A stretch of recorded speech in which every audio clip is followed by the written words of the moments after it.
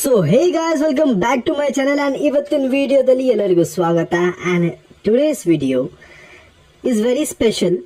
ಏನಕ್ಕೆ special? That is because ಇವತ್ತು ನಾವು ಫಸ್ಟ್ ಚಾಪ್ಟರ್ನ ಕಲಿತಾ ಇದ್ದೀವಿ ಸ್ಟಾಕ್ ಮಾರ್ಕೆಟ್ ಬಗ್ಗೆ, ರೈಟ್? ನೋಡಿ, ನಾವಿಲ್ಲಿ ಟ್ರೇಡಿಂಗ್ ಬಗ್ಗೆ ಏನು ಫ್ರೀ ಕೋರ್ಸ್ನ ಶುರು ಮಾಡ್ತಾ ಇದ್ದೀವಿ. This is day 1, chapter 1.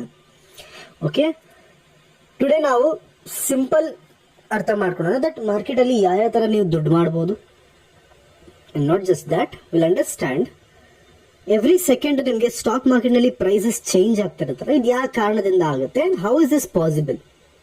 Every second price change ಆಗುತ್ತೆ. How is this? ಇದನ್ನೆಲ್ಲ ನಾವು ಇವತ್ತು ಡಿಸ್ಕಸ್ ಮಾಡೋಣ, ಓಕೆನಾ, ಡೀಟೇಲ್ ಆಗಿ. So first let us understand stock ಮಾರ್ಕೆಟ್ನಲ್ಲಿ ಎಷ್ಟು ತರ ಅರ್ನಿಂಗ್ ಇರುತ್ತೆ, ನಾವು ಯಾವ ತರ ಅರ್ನಿಂಗ್ ಮಾಡ್ಬೋದು. ಅಫ್ಕೋರ್ಸ್ ನಾವು ಬರೀ ಸ್ಟಾಕ್ಸ್ನ ಇನ್ವೆಸ್ಟ್ ಕೂಡ ಮಾಡ್ಬೋದು. ಓಕೆ, ಮ್ಯೂಚುವಲ್ ಫಂಡ್ ಬರುತ್ತೆ. ಆ್ಯಂಡ್ ಮ್ಯೂಚುವಲ್ ಫಂಡಲ್ಲಿ ಎಷ್ಟೊಂದು ಥರ ಇರುತ್ತೆ. ಲೈಕ್ ಫಾರ್ ಎಕ್ಸಾಂಪಲ್ SIP ಬರುತ್ತೆ, SWP ಬರುತ್ತೆ, ಇಂಡೆಕ್ಸ್ ಫಂಡ್ ಬರ್ಬೋದು, lot of this things. Okay, ಅದಾದಮೇಲೆ ವಿ ಹ್ಯಾವ್ ETFs ಬರುತ್ತೆ. ಅದಾದಮೇಲೆ ವಿ ಗೆಟ್ ಟ್ರೇಡಿಂಗ್. ಆ್ಯಂಡ್ ಟ್ರೇಡಿಂಗಲ್ಲೂ ಅಷ್ಟೇ ಸಿಕ್ಕಾಪಟ್ಟೆ ಟೈಪ್ ಟ್ರೇಡಿಂಗ್ ಇರುತ್ತೆ. One is swing trading, one is future trading, one is options trading.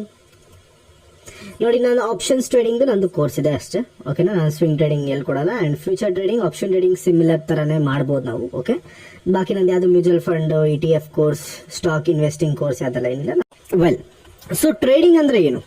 Trading ಅಂದರೆ ಡೀಟೇಲ್ ಆಗಿ ನೋಡೋಕೆ ಹೋದರೆ ನಾವು ಅಂಡರ್ಸ್ಟ್ಯಾಂಡ್, ನೀವು ಯಾವುದೇ ಒಂದು ಟ್ರೇಡ್ನ, ಡಸಂಟ್ ಮ್ಯಾಟರ್, ನೀವು ಯಾವುದೇ ಒಂದು ಅಸೆಟ್ ಇಲ್ಲ ಪೊಸಿಷನ್, ಓಕೆ, ನೀವು ಇವತ್ತು ಬೈ ಮಾಡ್ತೀರಾ ಆ್ಯಂಡ್ ಬಿಫೋರ್ 365 ಡೇಸ್,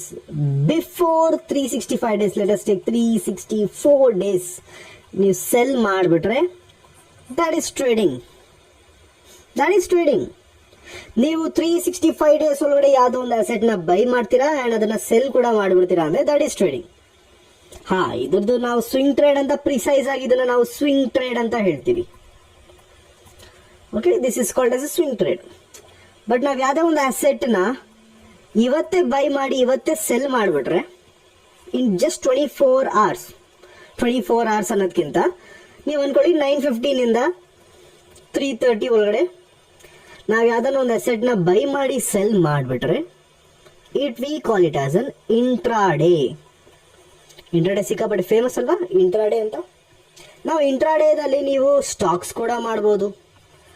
ಓಕೆ, ಇಂಟ್ರಾಡೇನಲ್ಲಿ ನೀವು ಸ್ಟಾಕ್ಸ್ ಕೂಡ ಮಾಡ್ಬೋದು. ಸ್ಟಾಕ್ಸ್ ಬೇಡವಾ, ಆಪ್ಷನ್ಸ್ ಕೂಡ ಮಾಡ್ಬೋದು. ಆಪ್ಷನ್ಸಲ್ಲೂ 2 ಥರ ಇರುತ್ತೆ, ಬೈಯಿಂಗ್ ಆ್ಯಂಡ್ ಸೆಲ್ಲಿಂಗ್. ಇದು ಇಲ್ವಾ, ನೀವು ಫ್ಯೂಚರ್ ಕೂಡ ಮಾಡ್ಬೋದು. ಎಷ್ಟೊಂದು ಥರ ಟ್ರೇಡಿಂಗ್ ಮಾಡ್ಬೋದು ನೀವು. ಸೊ ಇದೆಲ್ಲ ನಿಮಗೆ ಇಂಟ್ರಾಡೇನಲ್ಲೇ ಬರುತ್ತೆ. You can do all of these things. And intraday ಟ್ರೇಡಿಂಗಲ್ಲೂ ಕೂಡ ಸ್ಕ್ಯಾಲ್ಪಿಂಗ್ ಅಂತ ಎಲ್ಲ ಬರುತ್ತೆ ನಿಮಗೆ. ಸ್ಕ್ಯಾಲ್ಪಿಂಗ್, ಇಂಟ್ರಾಡೇ ಪೊಸಿಷನಲ್ ಅಂತ ಬರುತ್ತೆ. ಸ್ಕ್ಯಾಲ್ಪಿಂಗ್ ಅಂದರೆ ಏನಪ್ಪ? ಸ್ಕ್ಯಾಲ್ಪಿಂಗ್ ಅಂದರೆ ವೆರಿ ಕ್ವಿಕ್. ಇವಾಗ ತಗೊಂಡು ಟ್ರೇಡು ಬೇಗ ಔಟ್ ಆಗೋದು, ಆದಷ್ಟು ಬೇಗ ಔಟ್ ಆಗೋದು, ನಿಮಿಷದಲ್ಲಿ 5 minutes 15 minutes ಮ್ಯಾಕ್ಸಿಮಮ್ ಸೆಲ್ ಮಾಡಿ ಹೊರಟೋಗ್ತಿರಲ್ಲ, that is called scalping. Intraday positional ಅಂದರೆ ಇಂಟ್ರಾಡೇ ಪೊಸಿಷನಲ್ ಅಂದರೆ that means you hold it throughout the day. ಒಂಥರ ಇಂಟ್ರಾಡೇ ಅಂತಾನೆ ಕರ್ಬೋದು ನೀವು. ಓಕೆ, ಇಂಟ್ರಾಡೇ ಪೊಸಿಷನಲ್ ಅಂದರೆ ನಿಮಗೆ ಥ್ರೂ ಔಟ್ ದ ಡೇ ನೀವು ಅದು ಹೋಲ್ಡ್ ಮಾಡ್ಕೊಂತೀರ, ನೀವು ಅದನ್ನು ಎಕ್ಸಿಟ್ ಆಗ್ತೀರ, that is intraday positional. So ಈ ಸ್ಟಾಕ್ ಮಾರ್ಕೆಟಲ್ಲಿ ಇಷ್ಟೊಂದೆಲ್ಲ ಇದೆ. ನಾವು ಒಂದು ಥಿಂಗ್ ಅರ್ಥ ಮಾಡ್ಕೊಳ್ಳೋಣ, ದಟ್ ಎವ್ರಿ ಸೆಕೆಂಡಲ್ಲೂ ಕೂಡ ಪ್ರೈಸ್ ನಮ್ಮದು ಸ್ಟಾಕ್ ಮಾರ್ಕೆಟ್ನಲ್ಲಿ ಮೇಲೆ ಕೆಳಗಡೆ ಏನಕ್ಕೆ ಆಗ್ತಾ ಇರುತ್ತೆ. Why this happens? ಏನಕ್ಕೆ ಆಗುತ್ತಂದ್ರೆ ಸಿಂಪ್ಲಿ ಅರ್ಥ ಮಾಡ್ಕೊಳ್ಳಿ. ಎಷ್ಟೊಂದು ಜನ ಬೈಯಿಂಗ್ ಸೆಲ್ಲಿಂಗ್ ಮಾಡ್ತಾ ಇರ್ತಾರೆ, ಇದರಿಂದ ಆಗುತ್ತೆ. ಇದರಿಂದ ಏನಕ್ಕೆ ಪ್ರೈಸ್ ಮೇಲೆ ಕೆಳಗಡೆ ಆಗುತ್ತೆ ಅರ್ಥ ಮಾಡ್ಕೊಳ್ಳೋಣ. ಓಕೆ, ನಾವು ಅಂಡರ್ಸ್ಟ್ಯಾಂಡ್. ಲೆಟ್ ಅಸ್ ಟೇಕ್ ಯಾವುದೋ ಒಂದು ಸ್ಟಾಕ್ ಇದೆ ABC ಅಂತ. ಓಕೆ, ಇದರ ಬೆಲೆ ಇದೆ 100 ರೂಪಾಯಿ, 100 rupees. ಇದನ್ನ ಬೈ ಮಾಡೋಕ್ಕೆ 3 ಜನ ಕೂತಿದ್ದಾರೆ. ಓಕೆ, 3 ಜನ ರೆಡಿ ಇದ್ದಾರೆ ಇವನ್ನ ಬೈ ಮಾಡೋಕ್ಕೆ. ಆ್ಯಂಡ್ ಸೆಲ್ಲಿಂಗ್ ಜಾಗದಲ್ಲಿ ಬರೀ ಒಬ್ಬನೇ ಇದ್ದಾರೆ. there is only one seller and 3 people are ready to buy. ABC ಅನ್ನೋ ಒಂದು ಸ್ಟಾಕ್ನ 3 ಜನ ಬೈ ಮಾಡ್ಬೇಕಂತ ಕಾಯ್ತಾ ಇದ್ದಾರೆ ಆ್ಯಂಡ್ ಒಬ್ರು ಸೆಲ್ ಮಾಡ್ಬೇಕಂತ ಕಾಯ್ತಿದ್ದಾರೆ. ಸೊ ಸೆಲ್ಲರ್ ಏನ್ ಮಾಡ್ತಾನೆ, ಸೆಲ್ಲರ್ ನೋಡ್ತಾನೆ ಇಲ್ಲಿ ಓಕೆ ನನ್ನ ಹತ್ರ 3 ಜನ ಆಪ್ಷನ್ಸ್ ಇದೆ, 1 2 and 3. ಸೆಲ್ಲರ್ ಹೇಳ್ತಾನೆ, ನಾವು ಅರ್ಥ ಮಾಡ್ಕೊಳ್ಳಿ, ನೀವೇನೋ ಒಂದು ವ್ಯಾಪಾರ ಮಾಡ್ತೀರಾ ಅನ್ಕೊಳ್ಳಿ, what do you want maximum profit. ನೀವು ಆದಷ್ಟು ಎಕ್ಸ್ಪೆನ್ಸಿವ್ ಆಗಿ ಸೇಲ್ ಮಾಡಿದ್ರೆ ನಿಮಗೆ ಜಾಸ್ತಿ ಪ್ರಾಫಿಟ್ ಆಗೋದು. But if you are a buyer, ನೀವು ಎಷ್ಟು ಕಡಿಮೆ ತಗೊಂತೀರಿ ನಿಮ್ಗೆ ಅಷ್ಟು ಒಳ್ಳೇದು. ತರಕಾರಿನೆಲ್ಲ ಬಾರ್ಗೇನ್ ಮಾಡೋದು ನೋಡಿರ್ತೀರ ನೀವು, ರೈಟ್? ಸೊ ಅದೇ ರೀತಿ ಆಸ್ ಅ ಬೈಯರ್ ಅವ್ನು ಯಾವಾಗಲೂ ಯೋಚನೆ ಮಾಡ್ತಾನೆ, ನಂಗೆ ಎಷ್ಟು ಕಡಿಮೆಗೆ ಸಿಗುತ್ತೋ ಅಷ್ಟು ಕಡಿಮೆಗೆ ಸಿಗಲಿ ಅಂತ. ಆಸ್ ಅ ಸೆಲ್ಲರ್ ಆಲ್ವೇಸ್ ಅವ್ನು ಯೋಚನೆ ಮಾಡ್ತಾನೆ ದಟ್ ಪ್ರೈಸ್ ನನಗೆ ಎಷ್ಟು ಕಾಸ್ಟ್ಲಿ ಆಗಿ ಸಿಗುತ್ತೋ ಅಷ್ಟು ಕಾಸ್ಟ್ಲಿ ಇರಲಿ ಅಂತ. ನಾವು ಸಿನ್ಸ್ ಇಲ್ಲಿ ಒಬ್ಬ ಸೆಲ್ಲರ್ ಇದ್ದಾನೆ, ಒಬ್ಬ ಸೆಲ್ಲರ್ ಇರೋ ಕಾರಣದಿಂದ ನಾವು ಅವ್ನು ನೋಡ್ತಾನೆ, 3 ಜನನು ಕೇಳ್ತಾ ಇರ್ತಾರೆ ನನಗೆ ಸ್ಟಾಕ್ ಬೇಕು, ನನ್ನ ಹತ್ರ ಸ್ಟಾಕ್ ಇದ್ರೆ ನನಗೆ ಸ್ಟಾಕ್ ಬೇಕು ಅಂತ. ಸೊ ಸೆಲ್ಲರ್ ಹೇಳ್ತಾನೆ, ಓಕೆ ನೀವು 3 ಜನ ಒಂದು ರೇಟ್ ಹೇಳಿ, ಅದ್ರಲ್ಲಿ ಯಾರು ಜಾಸ್ತಿ ಕೊಡ್ತಾರೋ ನಾನು ಅವನಿಗೆ ನನ್ನ ಸ್ಟಾಕ್ನ ಕೊಡ್ತೀನಿ ಅಂತ ಹೇಳ್ತಾರೆ. ಸಿಂಪಲ್. ಸೊ ಒಬ್ಬ ಹೇಳ್ತಾನೆ 100 rupees ಅಂತ, ಎಷ್ಟಿದೆಯೋ ಅಷ್ಟೇ ಮ್ಯಾಚ್ ಮಾಡ್ತಾನೆ. ಇನ್ನೊಬ್ಬ ಹೇಳ್ತಾನೆ 101 ಅಂತ, ಇದು ನೋಡ್ಕೊಂಡು ಇವ್ನು ಮಾಡ್ತಾನೆ 110 ಹೇಳ್ತಾನೆ. ಆಮೇಲೆ ಮತ್ತೆ ಇವ್ನು ರಿವ್ಯಾಲ್ಯೂಯೇಟ್ ಮಾಡ್ಕೊಂಡು ಇದನ್ನು 11 ಮಾಡ್ತಾನೆ. ಆಮೇಲೆ ಇವನು 121 ಮಾಡ್ತಾನೆ. ಆಮೇಲೆ ಇವನು 140 ಮಾಡ್ತಾನೆ. ಆಮೇಲೆ ಇವನು ಯಾವುದು ಬಿಟ್ಟು 150 ಅಂದ್ಬಿಡ್ತಾನೆ. ಸೊ 150 ಮೇಲೆ ಇವು ಯಾರು ಹೋಗಲ್ಲ. No one is going above 150. Okay, so 150 rupees is the highest here and deal ಆಗೈತೆ 150ಗೆ ಇಲ್ಲಿ. ಓಕೆ, ಸೊ ಇವನು ಇಲ್ಲಿ ಸ್ಟಾಕ್ ಕೊಡ್ತಾನೆ, ಇವನು ಇಲ್ಲಿ ದುಡ್ಡು ಕೊಡ್ತಾನೆ. ಆ್ಯಂಡ್ ಇವಾಗ ಪ್ರೈಸ್ ಏನಾಗುತ್ತೆ, 100 rupees ಇಂದ 150ಗೆ ಚೇಂಜ್ ಆಗೋಗುತ್ತೆ. ಇಷ್ಟೇ. ನಿಮಗೆ ಯಾಕೆ ನಿಮಗೆ ಪ್ರತಿ ಸೆಕೆಂಡ್ ಕೂಡ ಚೇಂಜ್ ಆಗ್ತಾ ಇರೋದೇ ಪ್ರೈಸ್ ಅಂದ್ರೆ ದಟ್ ಬಿಕಾಸ್ ಅಷ್ಟು ಜನ ಇದ್ದಾರೆ ಪಾರ್ಟಿಸಿಪೆಂಟ್ಸು. ಇದು ನಾನು ನಿಮಗೆ ಬರೀ ಒಬ್ಬ ಬೈಯರ್ ಒಬ್ಬ ಸೆಲ್ಲರ್ ಹೇಳಿದೆ. ನಮ್ಮ ಇಂಡಿಯನ್ ಸ್ಟಾಕ್ ಮಾರ್ಕೆಟ್ನಲ್ಲಿ ಸಿಕ್ಕಾಪಟ್ಟೆ ವಾಲ್ಯೂಮ್ಸ್ ಇದೆ, ಸಿಕ್ಕಾಪಟ್ಟೆ ಜನ ಟ್ರೇಡ್ ಮಾಡ್ತಾರೆ. ಇವೊಂದು ನಮ್ಮ ದೇಶದ ಬರೀ 3 to 4% ಜನ ಅಷ್ಟೇ ಇನ್ವೆಸ್ಟಿಂಗ್ ಮಾಡೋದು, ಅದ್ರ ಬರೀ ಟ್ರೇಡಿಂಗ್ ಮಾಡೋದು ಒಂದು 2% ಜನ, ಮ್ಯೂಚುವಲ್ ಫಂಡ್ ಮಾಡೋದು ಒಂದು 2% ಜನ ಅಷ್ಟೇ. 2-3% ಅಲ್ಲೇ ಇಷ್ಟೊಂದು ನಮಗೆ ಲಿಕ್ವಿಡಿಟಿ ಕಾಣಿಸಿದೆ. ನಿಫ್ಟಿ, ಬ್ಯಾಂಕ್ ನಿಫ್ಟಿ ಕೋಟ್ಯಾಂತರ ರೂಪಾಯಿ ನಮಗೆ ವಾಲ್ಯೂಮ್ಸ್ ಎಲ್ಲ ಸಿಕ್ಕಿರುತ್ತೆ every single week, every single day also. Bank ನಿಫ್ಟಿಲಂತೂ ಮುಂಚೆ ಅಂತೂ when they was expiry every week, oh my God, ಕೋಟಿಗಟ್ಟಲೆ ಅಂತೂ ಬರೀ ವಾಲ್ಯೂಮ್ಸ್ ಇರೋದು ನಮಗೆ. ಸೊ ಇಷ್ಟಲ್ಲೇ ನಮ್ಮ ಇಂಡಿಯಾ ವೆರಿ ಪವರ್ಫುಲ್ ಇದೆ. ಓಕೆನಾ, 3% ಅಲ್ಲೇ ನಮಗೆ ಸಿಕ್ಕಾಪಟ್ಟೆ ವಾಲ್ಯೂಮ್ಸ್ ಜನರೇಟ್ ಆಗುತ್ತೆ. ಸೊ ಅದಕ್ಕೆ ಎವ್ರಿ ಸೆಕೆಂಡ್ ಕೂಡ ಚೇಂಜ್ ಆಗ್ತಿರುತ್ತೆ. ಎವ್ರಿ ಸೆಕೆಂಡ್ ಕೂಡ ಪ್ರೈಸ್ ಮೇಲೆ ಕೆಳಗಡೆ ಹೋಗ್ತದೆ. ಬಿಕಾಸ್ ಅದು ತಕ್ಕಂಗೆ ಸೆಲ್ಲರ್ ಬರ್ತಾನೆ, ಬೈಯರ್ ಬರ್ತಾನೆ. ನಾವು ಕೇಸ್ನ ಉಲ್ಟಾ ಮಾಡ್ಕೊಂಡೋಣ, will just reverse this case. ಈ ಕೇಸ್ನ ನಾವು ಸ್ವಲ್ಪ ಉಲ್ಟಾ ಮಾಡ್ಕೊಂಡು ನೋಡೋಣ ದಟ್ ಯಾವಾಗ ನಮ್ದು ಬೈಯರ್ಸ್ ಮತ್ತೆ ಸೆಲ್ಲರ್ಸ್ ಕಡಿಮೆ ಎಲ್ಲಿರ್ತಾರೆ, ಜಾಸ್ತಿ ಎಲ್ಲಿರ್ತಾರಂತ. ನಾವು let us take for an example, ಇಲ್ಲಿ ಇದ್ದಾರೆ 4 people, 4 ಜನ ಸೆಲ್ಲರ್ಸ್ ಇದಾರೆ ಅನ್ಕೊಳ್ಳೋಣ. ಇಲ್ಲಿದ್ದಾರೆ 2 buyers. ಓಕೆ, ಬೈಯರ್ಸ್ ಇಬ್ಬರಿದ್ದಾರೆ ಅನ್ಕೊಳ್ಳೋಣ. ಓಕೆ,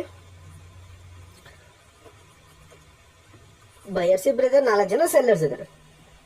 ನಾವು ಡಿಮಾಂಡ್ ಇದೆ ಬೈಯಿಂಗ್ ಕಡೆ, ಬಿಕಾಸ್ ಬೈಯಿಂಗ್ ಕಡೆ ಕಡಿಮೆ ಜನ ಇದ್ದಾರೆ. ನಾವು ಬೈಯರ್ ಯೋಚನೆ ಮಾಡ್ತಾನೆ, ಓಕೆ 4 ಜನ ಇದ್ದೀರಾ, 150 ರೂಪಾಯಿ ಸ್ಟಾಕ್ ರೇಟ್ ಹೊಡ್ತಿದೆ. ಸೊ ನನಗೆ ಯಾರು ಕಡಿಮೆ ಕೊಡ್ತಾರೋ ಅವ್ರಿಗೆ ನಾನು ಅವ್ರದ್ದು ಸ್ಟಾಕ್ನ ನಾನು ಬೈ ಮಾಡ್ತೀನಿ ಅಂತ ಹೇಳ್ತಾರೆ.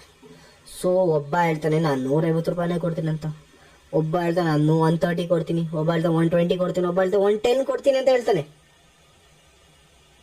ಸೊ ಆಬ್ವಿಯಸ್ಲಿ ಒಬ್ಬ ಬೈಯರ್ ಏನ್ ಮಾಡ್ತಾನೆ, ಒಬ್ಬ ಇರೋನಿಲ್ಲಿ 110 ಅವನ ಜೊತೆ ಡೀಲ್ ಮಾಡ್ಕೊಂತಾನೆ.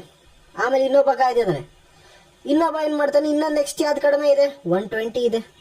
ಸೊ ಏನ್ ಮಾಡ್ತಾನೆ, 120 ಜೊತೆ ಡೀಲ್ ಆಗೋಗ್ತಾರೆ. ಸೊ ಇವರಿಬ್ರದ್ದು ಡೀಲ್ ಆಗೋಗುತ್ತೆ, ಇವರಿಬ್ರದ್ದು ಡೀಲ್ ಆಗಲ್ಲ, ಆರ್ಡರ್ ಎಕ್ಸಿಕ್ಯೂಟ್ ಆಗಲ್ಲ. ಸೊ ಪ್ರೈಸ್ ಏನಾಗುತ್ತೆ, ಫಸ್ಟ್ ಇವಂದು ಡೀಲ್ ಆಗುತ್ತಲ್ಲ, ಸೊ ಪ್ರೈಸ್ ಏನಾಗುತ್ತೆ 110 ಆಗುತ್ತೆ.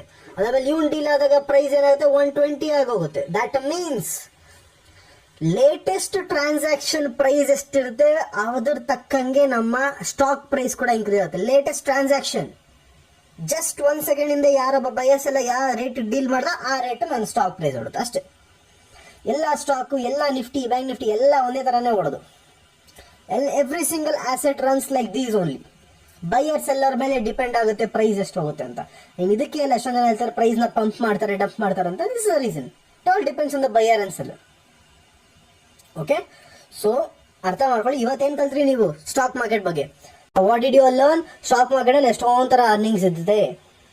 ಸ್ಟಾಕ್ ಇನ್ವೆಸ್ಟಿಂಗ್ ಆಗಿರ್ಬೋದು, ETF ಆಗಿರ್ಬೋದು, ಮ್ಯೂಚುವಲ್ ಫಂಡ್ ಆಗಿದೆ, SIP, SWP ಆಗಿರ್ಬೋದು. ನಿಮ್ಮ ಟ್ರೇಡಿಂಗ್ ಅಲ್ಲಿ ಎಷ್ಟೊಂದು ತರ ಇರುತ್ತೆ. ಸ್ವಿಂಗ್ ಟ್ರೇಡಿಂಗ್ ಇರುತ್ತೆ, ಇಂಟ್ರಾಡೇ ಬರುತ್ತೆ, ಆಪ್ಷನ್ಸ್ ಟ್ರೇಡಿಂಗ್ ಬರುತ್ತೆ, ಫ್ಯೂಚರ್ಸ್ ಟ್ರೇಡಿಂಗ್ ಬರುತ್ತೆ. ಅದರಲ್ಲೂ ಕೂಡ ಸ್ಕ್ಯಾಲ್ಪಿಂಗ್ ಬರುತ್ತೆ, ಇಂಟ್ರಾಡೇ ಪೊಸಿಷನಲ್ ಬರುತ್ತೆ. ಎಷ್ಟೊಂದು ತರ ಟ್ರೇಡಿಂಗ್ ಇರುತ್ತೆ, ರೈಟ್?